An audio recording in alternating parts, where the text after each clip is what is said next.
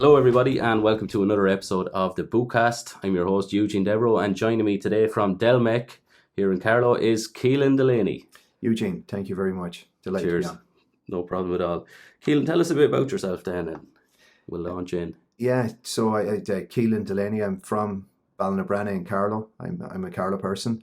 I'm married with 3 kids, Dylan, Danny and Ava. They're teenagers now.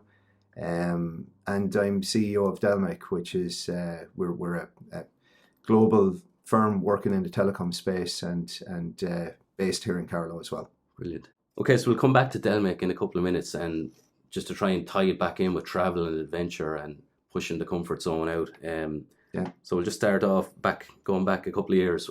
What was your first country that you visited ever? First country I've been to was the US. I went to meet when I was 8. I went to meet my auntie, or my whole family went out to Seattle in the US. So that was the first place to travel to.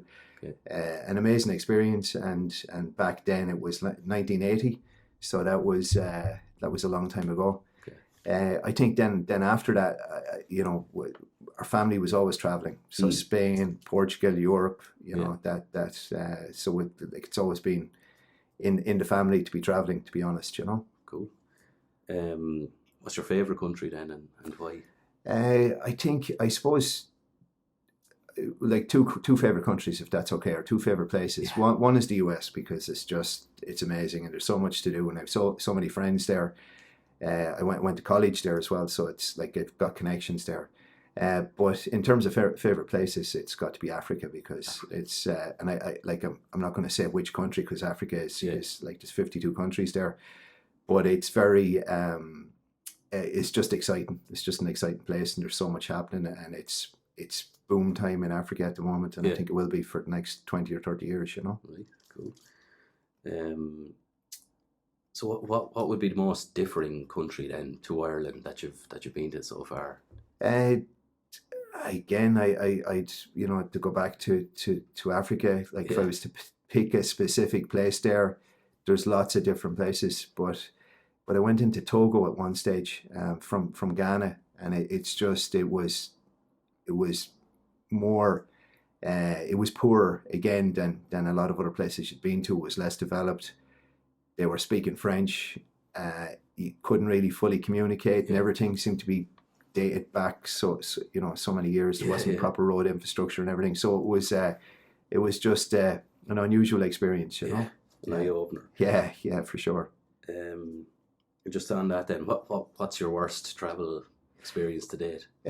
Like all my travel experiences, to be honest, I've had strange things happen. Yeah. But I can't say that they're bad. Like, they're all experiences, right? So they're you got to, like, I ended up in a police station in Thailand a couple of weeks ago. So I lost my passport. Not that I lost my passport. I went to a meeting, left my passport in at reception where they needed identification. I came out. My son was with me, so he was traveling for the experience through Asia with me.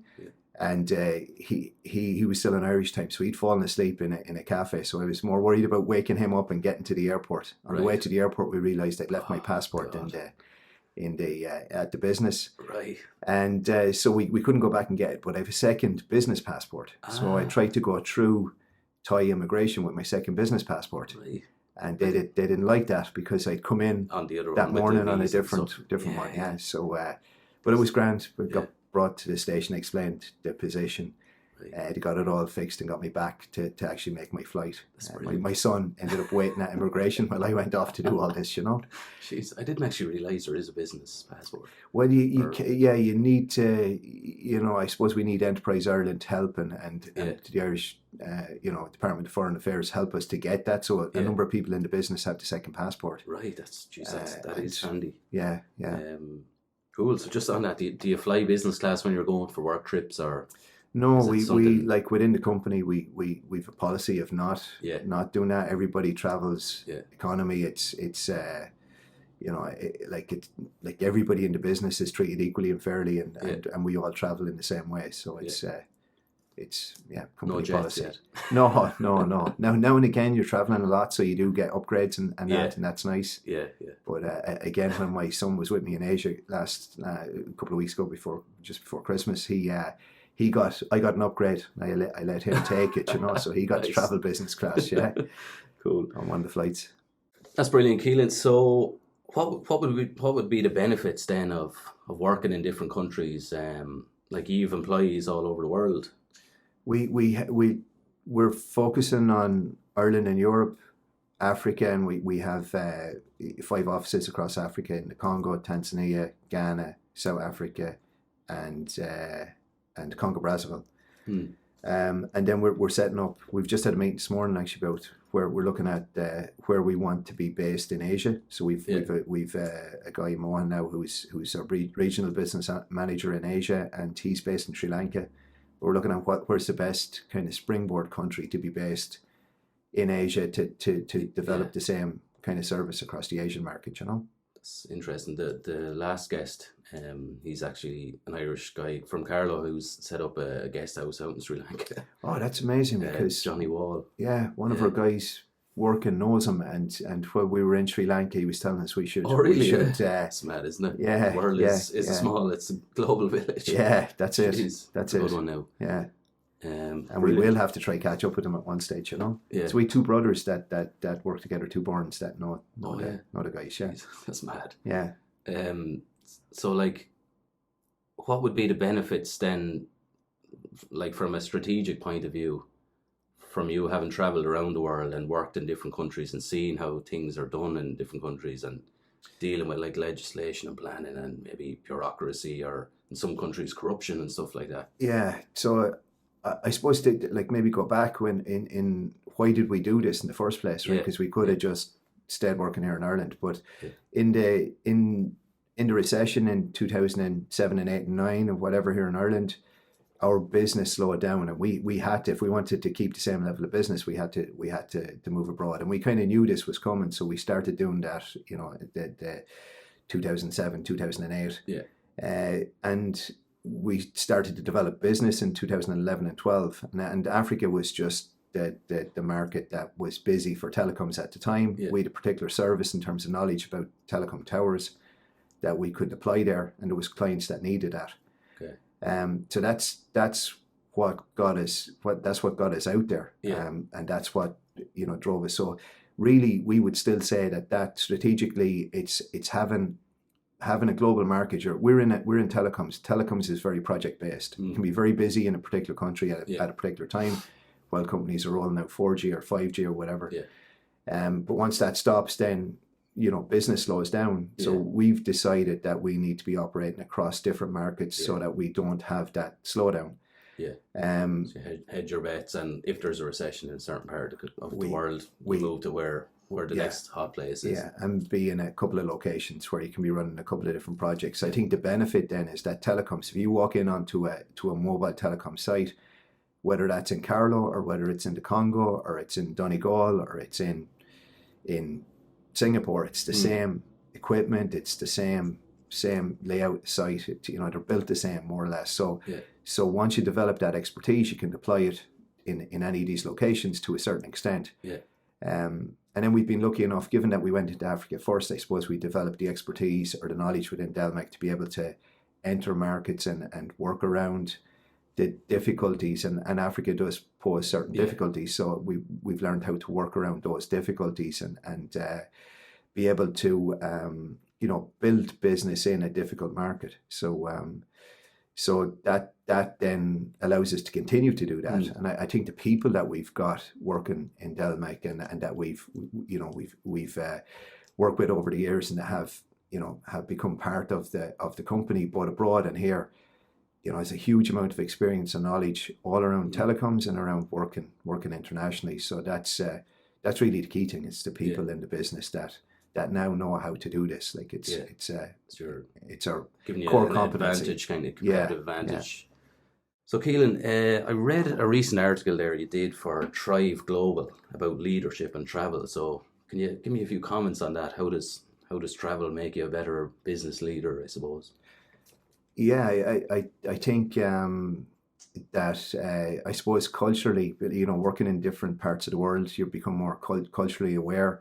You become much more accepting of different people and different places, and it makes it easier to manage a more diverse organization and to lead people, from all over the world. I suppose you've got differing views from different places, and you try and take all those in. Brilliant.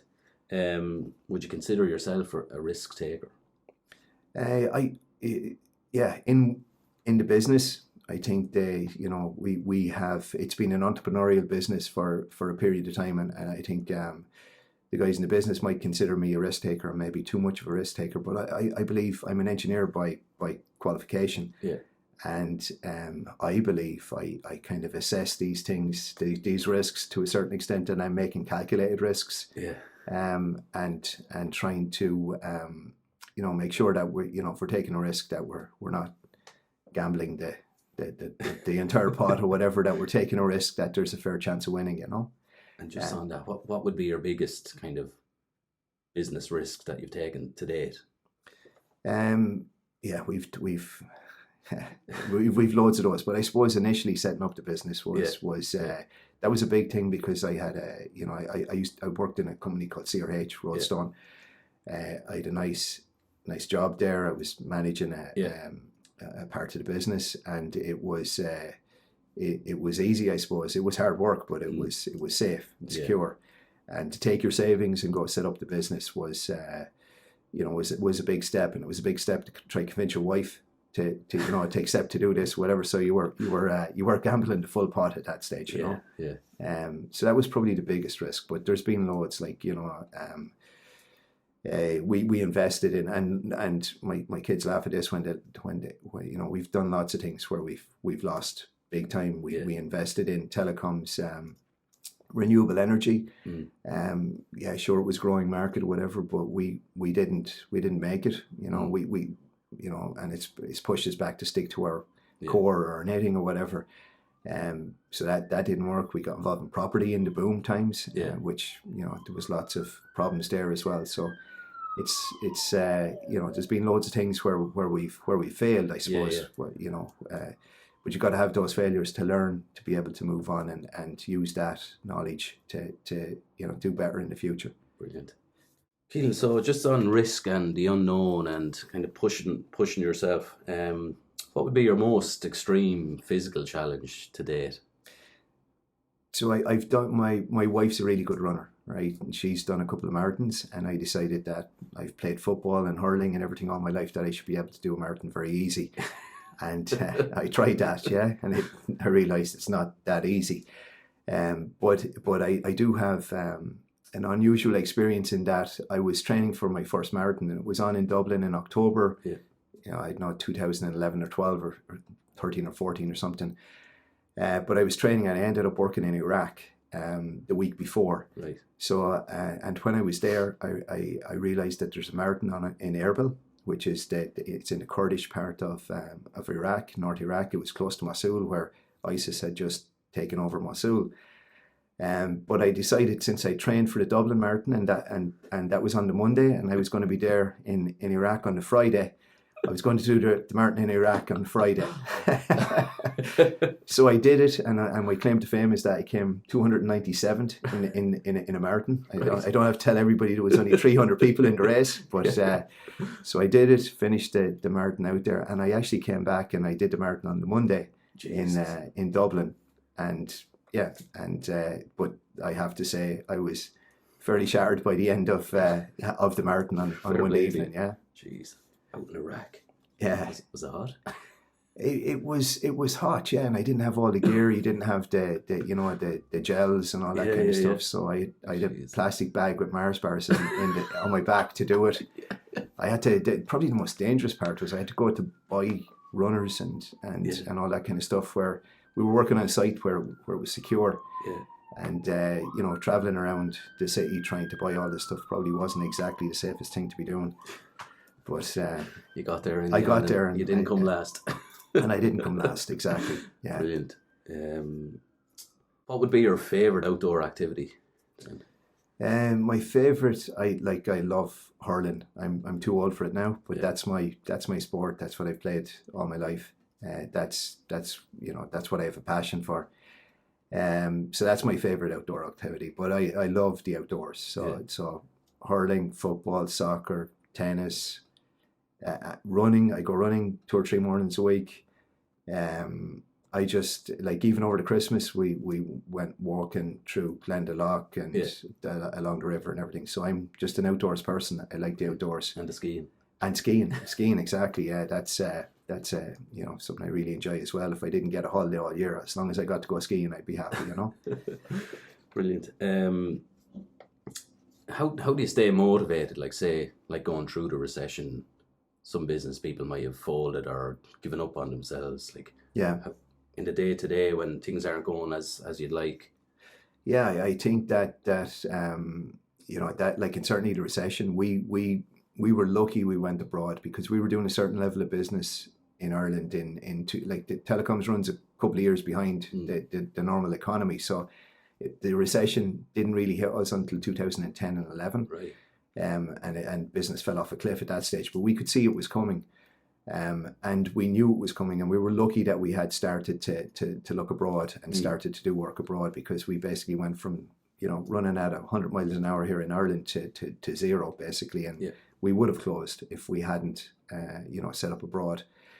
And I suppose that, like, to motivate yourself, I think, like, goals and objectives, and we try and run our business around that. But I think personally as well, if you're setting, and every year at this time of the year, like, I review what goals I've set for last year and what I'm doing for this year, and look a couple of years out. And if you're continuously striving for goals that you're setting for yourself, I think that helps to motivate yourself. Brilliant. And without that, that's what works for me. If I've got objectives that I've got to try and hit, What would be your number one goal then for 2020? For 2020, we've done a lot of work on the business in terms of restructuring and focusing on markets, and we have a particular revenue target that we want to hit for this year. And I think if we hit that, that means we've done a good job on restructuring the business or reorganizing things.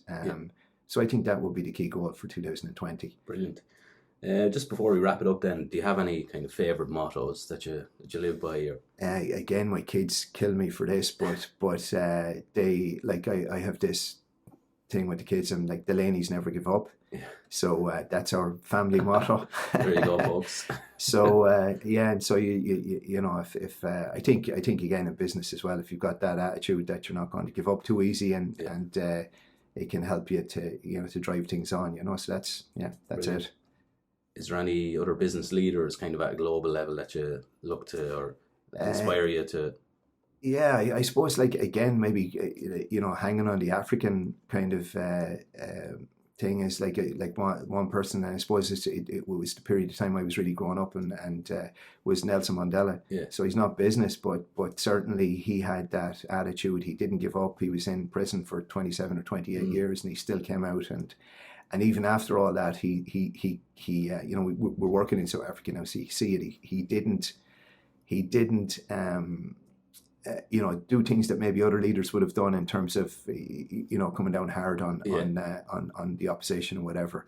He tried to build a proper country and work forward in that way. So so he's somebody that's influenced me over there. Mandela. Yeah. Brilliant. Any good business or leadership books that you recommend? Do you read books or? Yeah, I read a lot of business books. I'm reading Michael Lewis's Flashboys at the moment, which is it's a book on how the stock exchanges in the US are connected via fiber. So there's a bit of a telecoms element to it as well, and how they're trying to get faster and faster connections, because it's down to nanoseconds. If they can get the order in before others get it in, they make a killing on the trade. So it's really amazing. Michael Lewis. Yeah. So you mentioned the Congo a couple of minutes ago. So I know that you do some work out there. Can you tell me more about the project that you were involved in, and maybe future plans? Or so like, the Congo is a place I particularly like. We've got some really good friends there. We kind of didn't aim to be there specifically. We ended up in there with a client, and it's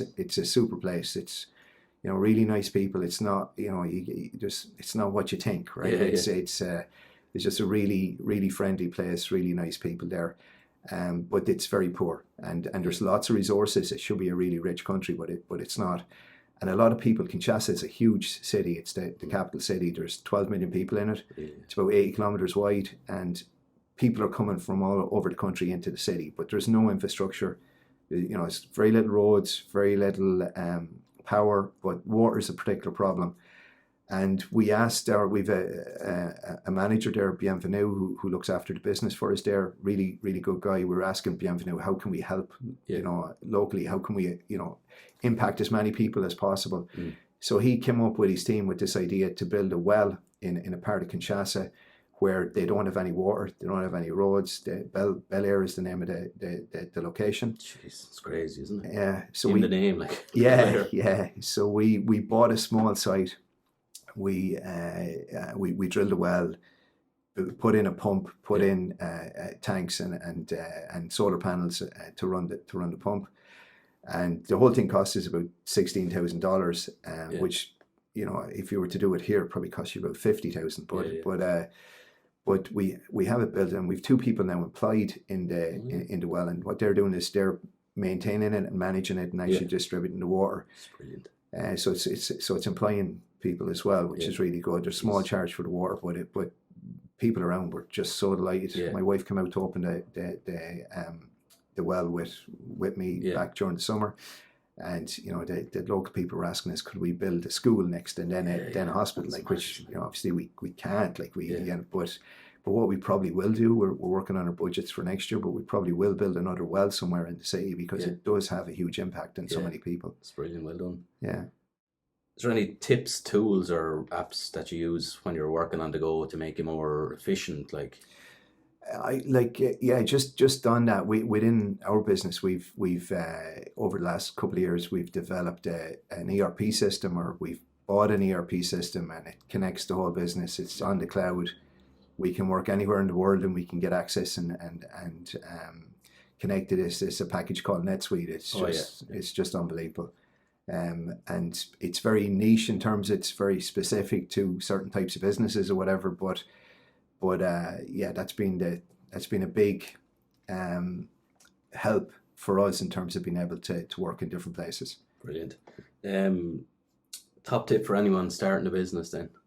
I think starting a business, like we've had loads of failures, so maybe I mightn't be the best person to be tipping, but I think that, like, a lot of people think it's all about hard work, and it's all about knowledge or experience, but I think it's all about not giving up and being determined, and just sticking at it, and even when everything's going wrong, staying going and sticking at it, and writing out what you need to do and just keep doing it. I think that's, to me, is what it's about, you know. Cool. I suppose just before we wrap it up then, how can anybody reach out to Delmec or find out more about Delmec or yourself? Yeah, we're based here in Carlow. Our details are on the website, www.delmec.ie. We're looking for people. We're working internationally. We're expanding business. We're looking for people all the time, in various different areas, but particularly engineers and project managers. So if anybody's interested or anybody wants to get in contact with us, just log on to the website, get our details, and contact us. Brilliant. So that's delmec.ie, folks, and they are hiring. So keep an eye out if you're in the market for a PM role or engineering role, and hopefully we can get you sorted there. So Kealan, thanks a million for coming on the Bootcast. Thank you. Thanks very much, Eugene. Thank you.